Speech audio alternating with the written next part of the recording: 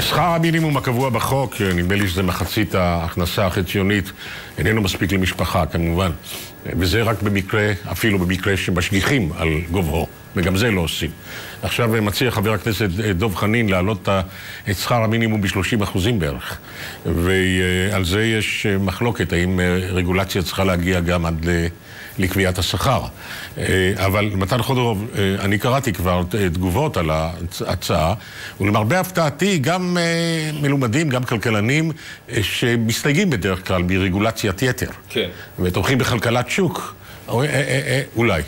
ראשית, משום שהרגולציה הישראלית כבר הכריעה לטובת ההתערבות בשכר המינימום. כן. כלומר, הסוגיה הזו של כן או לא לקבוע את השכר הוכרעה בישראל כבר מזמן. החוק קובע שנים רבות את הסכום הבסיסי שעל המעסיק לשלם לעובדיו, והסכום הזה גם עלה 4 פעמים במהלך השנים האחרונות. התחיל בזה אמיר פרץ כשהיה שותף לממשלת אולמרט בשעתו, אחר כך עופר עיני ושרגא ברוש שהיו שותפים לניהול המשק מהצד של העובדים והתעשיינים, הגיעו להסכמות ביניהם והעלו בעוד 2 הפעימות את שכר המינימום במשק, שעומד נכון להיום על 4,300 שקלים למשרה מלאה בחודש, או 23 שקלים לשעה. העניין הוא שבנסיבות היסטוריות, שכר המינימום איננו מתעדכן לפי השכר הממוצע, איננו צמוד למשל למדד המחירים לצרכן. הוא לא באופן אוטומטי מחצית השכר החציוני? היו הרבה מנגנונים לעדכון שכר המינימום, אבל רובם בוטלו בחוק ההסדרים עוד בשנת 2002, כך ששכר המינימום נשחק ונשחק ללא מנגנון אוטומטי שמעדכן אותו בהתאם להתפתחויות כלכליות שונות, ולכן עולות שוב ושוב ההצעות היזומות על ידי חברי הכנסת בדרך כלל להגדיל את גובהו. אז אומר דב חנין להגדיל כמעט ב-30% את שכר המינימום ולהביא אותו ל-30 שקלים, מעין מספר עגול כזה. אובמה בארצות הברית מציע $10 בדיוק. אנגלה מרקל הסכימה לשכר מינימום של 8.5 אירו רק לפני חודשים אחדים, ובכלל ירון, הדיון הזה על שכר המינימום... השוויצרים השיגו בהצעתם את השיא. בהחלט. שזה כמה? ועל זה באתי לספר לך היום. $25 לשעה, שהם 22 פרנק שוויצרי, ובסך הכל 4,200 פרנק, במה שעשוי להיות שכר המינימום הגבוה ביותר בעולם. ואתה רואה איך הוויכוח הזה על שכר המינימום מקבל מימד בינלאומי, כשהפערים החברתיים... מה, $25 לשעה זה קל, 87 שקלים לשעה, פחות או יותר, ו4,200 פרנקים צריכים להיות באותו... זאת אומרת, אדם בעבודה של 8 שעות, על פי שכרו יהיה בערך 600 שקל ליום.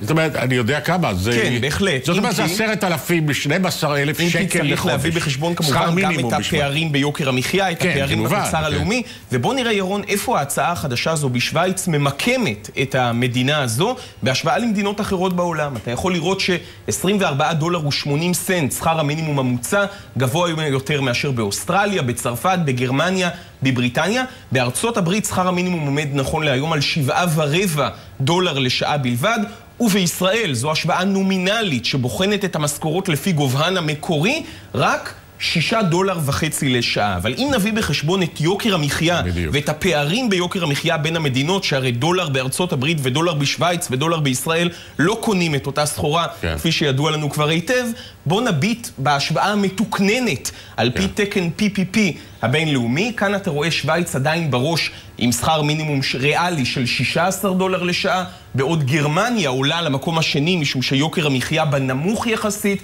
אוסטרליה נדחקת למקום הרביעי, וישראל וארצות הברית עדיין סוגרות את טבלת המדינות המפותחות, כאשר שכר המינימום אצלנו אפילו יורד, כאשר מביאים בחשבון את יוקר המחיה הגבוה בישראל, משום שהכסף אצלנו קונה פחות בהשוואה למדינות אחרות. ואם אתה משווה את זה לתוצר הלאומי, למשל? איך אני יודע ששאלתך מצוינת? כי הכנתי תשובה מראש. אז בוא נראה את השקופית שבוחנת את שכר המינימום כפונקציה של התוצר לנפש, פר קפיטה, GDP פר קפיטה.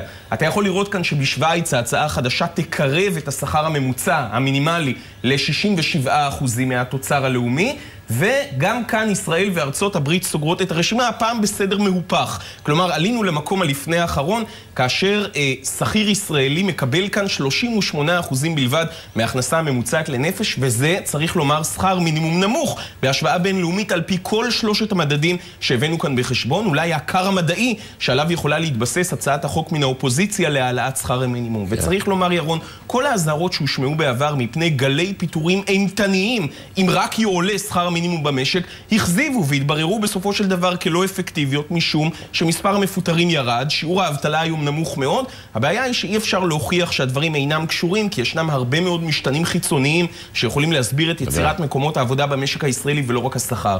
אבל לסיום, וכדי להבין עד כמה הוויכוח הזה בינלאומי הוא מתמקד היום במדינות רבות, בוא נשמע דברים שאמר נשיא ארצות הברית ברק אובמה בפני סטודנטים בארצות הברית רק בתחילת החודש, בסוגיה הזו שמטרידה היום כמובן גם את האמריקנים, האם לממש את תוכניתו ולהעלות את שכר המינימום לסכום עגול של $10 לשעה. בוא נראה את הדברים. Now, raising the minimum wage is not going to solve all of our economic challenges. The majority of folks who are working get paid more than the minimum wage. As Americans, we understand that some people will earn more than others. But here's one thing we do believe. Nobody who works full-time should be raising their family in poverty, right? If you're working, if you're responsible, you should be able to pay the rent, pay the bills.